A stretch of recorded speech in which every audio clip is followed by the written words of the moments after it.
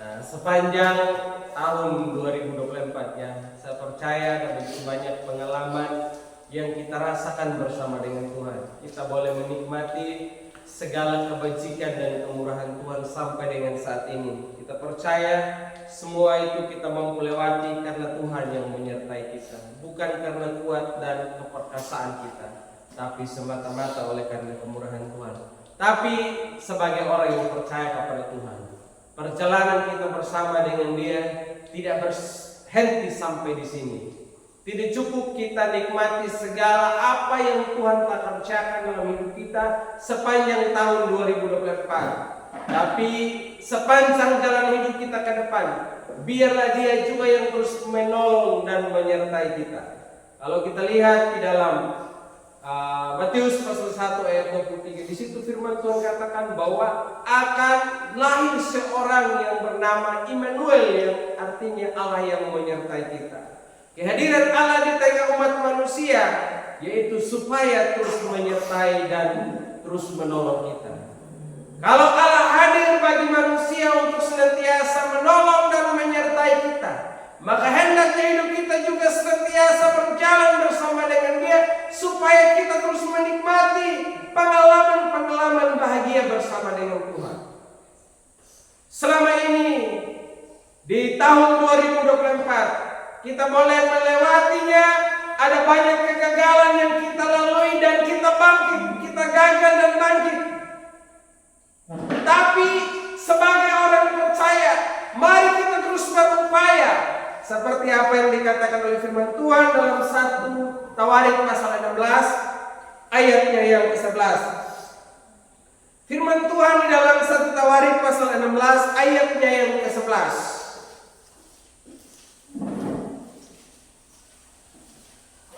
1 Tawarik pasal 16 ayat 11, demikian bunyi firman Tuhan. Carilah Tuhan dan kekuatannya, carilah wajahnya senantiasa. Carilah Tuhan dan kekuatannya, carilah wajahnya senantiasa. Penulis firman Tuhan ini mengingatkan kita untuk senantiasa mencari Tuhan dan kekuatannya. Kita cari Dia untuk menikmati kekuatan yang bersumber dari Dia. Kenapa demikian? Karena firman Tuhan tahu bahwa sesungguhnya manusia tidak akan kuat, tidak akan mampu berjalan sendiri. Hanya dengan kita jalan bersama dengan Tuhan, maka kita mendapatkan kekuatan dan sukacita. Karena itu pagi hari ini saya mengajak kita untuk belajar dari satu tema, yaitu berjalan bersama dengan Yesus. Berjalan bersama dengan Yesus. Kenapa kita harus berjalan bersama dengan Yesus? Seperti yang dituliskan dalam firman Tuhan yang baru saja kita baca, kita harus cari Dia dan kekuatannya, sebab hanya dari Dialah sang sumber itu kita mendapatkan kekuatan dan kita boleh menikmati sukacita yang abadi. Dari firman Tuhan ini saya akan berbagi 4 hal buat kita sekalian. Berjalan bersama dengan Yesus, yang pertama adalah harus kita memiliki iman dan ketaatan. Berjalan bersama dengan Yesus berarti kita harus memiliki iman dan ketaatan. Ada banyak contoh para tokoh dalam Alkitab yang olehnya menjadi teladan bagi kita untuk meniru segala tingkah laku dan perbuatan mereka. Seperti Abraham, oleh karena ia ingin berjalan bersama dengan Tuhan, maka dia memiliki iman dan ketaatan. Walaupun saat itu dia tidak mengerti apa maksud Tuhan, walaupun ia tidak pahami dengan secara detail apa yang Tuhan akan kerjakan. Hanya Tuhan bilang begini, kalau engkau mengikuti saya, aku akan membuat engkau menjadi bangsa yang besar. Aku akan membuat engkau menjadi bangsa yang diberkati, dan olehmu juga semua kaum di muka bumi akan mendapat berkat. Tetapi dalam pengiringannya akan Tuhan, dalam perjalanan imannya bersama dengan Tuhan, apakah itu semuanya berjalan dengan mulus? Ternyata tidak. Ada banyak liku-liku kehidupan yang harus dia lalui. Tetapi pelajaran berharga yang harus kita petik adalah Abraham tetap memiliki ketaatan oleh karena pengiringannya akan Tuhan. Dalam mengiring Tuhan, Bapak Ibu Saudara, kita harus punya iman dan ketaatan. Ada banyak hal yang harus perlu kita singkirkan dalam hidup kita hanya karena kita mau berjalan bersama dengan Dia. Segala penghalang harus kita singkirkan semuanya, sehingga perjalanan itu tidak akan menghambat kita, hingga pada akhirnya kita tiba pada garis finish. Hal kedua, berjalan bersama dengan Tuhan adalah sebuah perjalanan penuh tantangan, tetapi kita harus ketahui bahwa Allah selalu menyediakan kekuatan bagi kita. Berjalan bersama dengan Tuhan penuh dengan tantangan, tetapi Allah selalu memberikan kekuatan bagi kita. Makanya firman Tuhan katakan, carilah Tuhan dan kekuatannya. Bangsa Israel ketika keluar dari tanah Mesir, mereka juga dituntun oleh tangan yang perkasa. Kalau kita baca dalam Keluaran pasal 13 ayat 21 sampai ayat 22, Tuhan menyertai mereka dengan tiang api dan tiang awan. Apakah dalam perjalanan itu semuanya berjalan mulus? Ada masanya di mana orang Israel mengalami kelaparan. Ada masanya di mana orang Israel mengalami rasa haus. Mereka mengalami berbagai peperangan dengan bangsa-bangsa lain. Tapi kita lihat Tuhan selalu menyediakan kekuatan bagi mereka. Dalam hidup yang kita jalani, sebagai orang percaya, kita juga tidak luput dari hal yang demikian. Ada peperangan yang kita jalani, baik peperangan iman maupun juga peperangan secara fisik. Ada hal-hal yang bisa mengecewakan kita, ada hal-hal yang membuat kita terluka. Kita juga mengalami kekurangan seperti bangsa Israel. Ada orang bilang begini, kalau berjalan bersama dengan Tuhan berarti kita akan diberkati dan tanpa mengalami persoalan. Itu ajaran yang salah, Ibu ya. Jalan bersama dengan Tuhan tidak berarti tanpa persoalan. Tapi ingat bahwa dalam semuanya Tuhan selalu memberikan kekuatan bagi kita. Jika Allah yang menyertai kita dalam sepanjang perjalanan hidup kita, maka sesukar apapun jalan yang kita hadapi, kita tidak akan pernah berpikir untuk kembali. Jangan seperti bangsa Israel. Ketika mereka lapar, mereka bersungut-sungut sama Musa. Aduh, Musa ya. Lebih baik kami tinggal di tanah Mesir, di sana kami boleh menikmati makanan yang enak-enak. Tapi kau bawa kami untuk susah di perjalanan ini. Kau janji bawa kami ke tanah yang permai, yang berlimpah susu dan madunya. Tapi apa buktinya? Sekarang ini kami mengalami kekurangan, kami mengalami kelaparan di tengah jalan. Dan ingat saudara-saudara, berjalan bersama Tuhan kalau ada banyak sungut-sungutannya, ada banyak alasannya, ada banyak omelannya, ada banyak ocehannya, maka itu akan membuat kita tidak bisa tiba sampai pada tujuan akhir. Amin.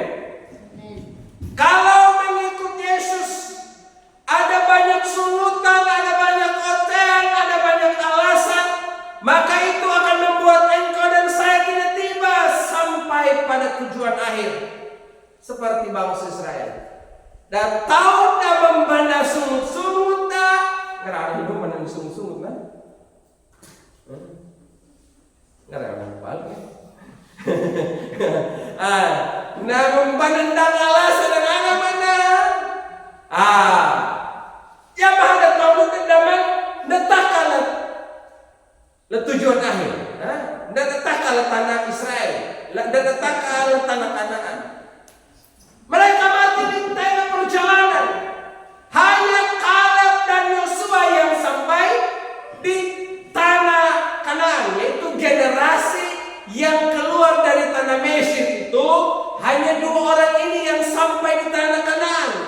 Tapi yang lainnya mati semua. Lalu Siapa lagi yang bisa sampai di tanah Kanaan saja jadi bangsa yang besar? Hanya mereka punya anak cucu, karena mereka di perjalanan juga itu mereka beranak cucu. 40 tahun mereka ada di padang gurun itu mereka beranak cucu, makanya banyak. Makanya dari generasi itu yang sampai ke tanah Kanaan. Tapi generasi yang keluar dari tanah Mesir itu mereka mati di tengah perjalanan. Makanya Bapak Ibu, kita tidak boleh bersungut-sungut. Amin.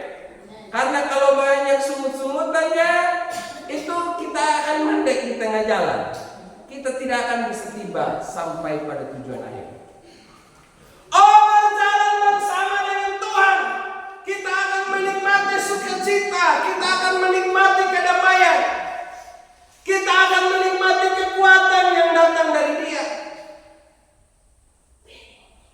Saya terlalu yakin kita semua mau disertai Tuhan sampai kita putih rambut. Contoh, kita tidak mau perjalanan kita itu berhenti sampai 30 tahun, 40 tahun, 50 tahun. Kalau boleh kita mau nikmati 70, 80 tahun, 90 tahun, 100 tahun. Karena kita mau hidup lebih lama. Apalagi kalau hidup lagi enak-enak, hidup bahagia, hidup menyenangkan, hidupnya itu berkelimpahan, mau cepat mati atau masih mau hidup lebih lama, Bapak Ibu? Ya? Kalau lagi hidup senang, ya, lagi hidup bahagia, berkecukupan, kita hidup mewah, saya yakin tidak ada yang mau cepat mati. Tapi maunya hidup lebih lama. Tapi coba kalau hidup penuh dengan kesulitan, kira-kira mau hidup lebih lama atau cepat mati, Bapak Ibu? Saya pikir kita mau cepat mati saja. Aduh, hidup susah saja ada. Kalau kalau palangannya wajah yang hariwang lebih kalah. Nah, kalau berjalan bersama dengan Tuhan, Bapak Ibu, kita akan menikmati kekuatan, kita akan menikmati penyertaan Tuhan, kita akan menikmati umur yang panjang. Sampai pada akhirnya gara-gara karena Tuhan memberikan kita umur yang panjang, mama-mama juga bisa bernama Agus. Ngerti apa itu Agus? Agak gundul sedikit. Jadi kalau mama-mama kan sudah mulai tua-tua kan, ini rambut mulai kurang-kurang toh. Nah, bapak-bapak juga akan mau menjadi bos, botak sedikit-sedikit. Nah, Bapak yang malam ini mulai agak botak-botak ini ya. Nah, karena memang Tuhan memberikan kita umur yang panjang lagi, maka nama akan bisa berubah lagi jadi Umar. Umar itu artinya untung masih ada rambut. Nah, jadi masih ada rambut sedikit lumayan kan gitu. Karena Tuhan yang sertai kita, sehingga kita nikmati umur yang panjang. Saya pernah menyaksikan wanita tua umurnya 100 lebih tahun sampai keluar tanduknya, tapi tanduknya bukan tanduk kayak kerbau, tapi lembek dia. Nah, kalau tidak tahu bagaimana itu modelnya, cari wanita-wanita tua atau orang-orang tua, pasti ketemu. Tapi kalau tidak ketemu juga, pokoknya kamu sudah ngarang. Nah, jadi saudara-saudara, kalau berjalan bersama dengan Tuhan, Dia selalu sediakan kekuatan buat kita. Amin. Hal yang berikut, Bapak Ibu, berjalan bersama dengan Tuhan, kita akan menikmati sukacita dan kedamaian seperti yang dituliskan oleh Daud di dalam kitab Mazmur pasal 23. Dia boleh menikmati segala pengalaman bahagia bersama dengan Tuhan yang adalah gembalanya yang agung yang menyertai dia. Oh, berjalan bersama dengan sang gembala yang menuntun kita pada air yang tenang, pada rumput yang hijau. Kita akan berkata kebajikan dan kemurahan mengikuti aku seumur hidup. Tetapi apabila sang gembala itu, gembala agung itu, tidak beserta dengan saudara dan saya, kita hanya boleh menyaksikan malam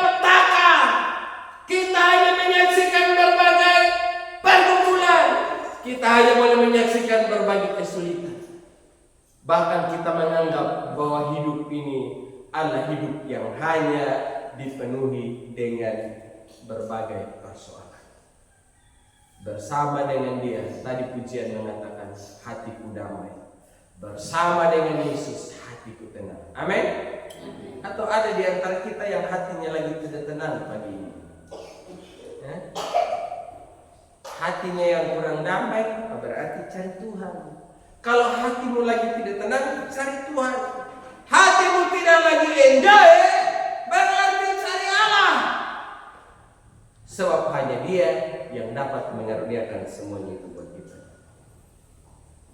Bapak Ibu saudara yang saya kasih dalam Tuhan, hal keempat adalah berjalan bersama Yesus. Itu kita berjalan sampai pada kekekalan. Ya? Berjalan sampai pada kekekalan. Suami dan istrimu, orang tuamu yang sedang bersama dengan engkau saat ini, dia hanya mampu menuntun engkau, menyertai engkau, menolong engkau. Hanya sebatas mereka punya umur, hanya sebatas mereka memiliki kekuatan. Tetapi Yesus menuntun saudara dan saya sampai pada kekekalan. Amin. Seperti yang dituliskan oleh Rasul Paulus dalam 1 Timotius pasal 4 ayatnya yang ke-7 sampai ayat yang ke-8. Di situ firman Tuhan katakan bahwa aku telah mencapai garis akhir, aku telah memelihara iman, dan sekarang Tuhan telah sediakan mahkota kehidupan bagi saya.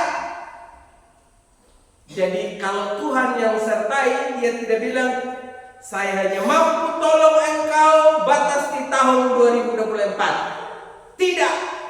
Tuhan tidak berkata aku hanya mampu menolong engkau sampai pada umurmu 40 atau 50 tahun. Tidak. Tuhan tidak berkata aku akan menyertai engkau sampai pada usia 100 tahun. Tidak. Tetapi Tuhan berkata aku menyertai engkau sampai pada kekekalan, hingga pada akhirnya kita bisa berjumpa lagi di dalam kerajaan surga. Dengan kita memahami 4 hal ini, berarti kita menjadi pribadi yang selalu bersedia berjalan bersama dengan Dia. Karena jalan bersama dengan Tuhan, yang pertama tadi kita harus punya iman dan ketaatan. Yang kedua, jalan bersama dengan Tuhan memang penuh dengan tantangan dan rintangan, tapi Allah selalu sediakan kekuatan yang baru bagi kita. Jalan bersama dengan Tuhan kita akan menikmati kedamaian dan sukacita, hingga pada akhirnya kita sampai pada garis akhir dan menikmati kebahagiaan bersama Dia dalam kekekalan.